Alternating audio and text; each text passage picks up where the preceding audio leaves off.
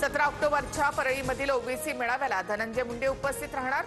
मराठा आरक्षणाला विरोध नाही, पण आमच्या ताटातलं घेऊन दुसऱ्याला देण्याला आमचा विरोध, मुंडेंचं विधान।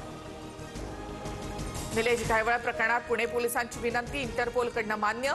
निलेश घायवळचा आंतरराष्ट्रीय स्तरावर शोध सुरू।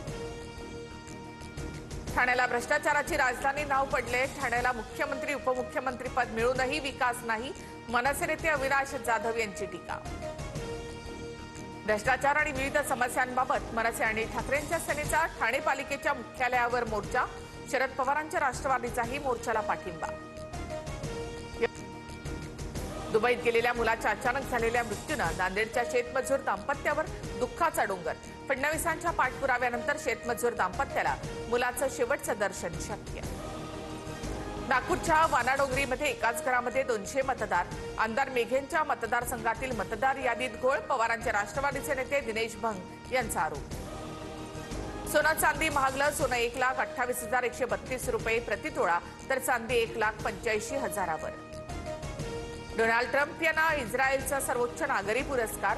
गाझा युद्धविरामामध्ये महत्त्वाची भूमिका बजावणाऱ्या ट्रम्प यांचं दिमागदार स्वागत। हमासच्या कैदेतून ओलिसांची सुटका केल्यामुळे शांतता पुरस्कार। अतिवृष्टीमुळे अहिल्यानगर जिल्ह्यामध्ये 5 महिन्यात 22 जणांचा मृत्यू, तर 5,697 घरांची पडझड। सर्वाधिक घरांचे नुकसान पाथर्डी तालुक्यात झाल्याचा अहवाल। उदय सामंत आणि शरद पवारांची भेट। नाट्य आणि क्रीडा क्षेत्रातील संस्थांबाबत भेट असल्याची सामंतांची माहिती।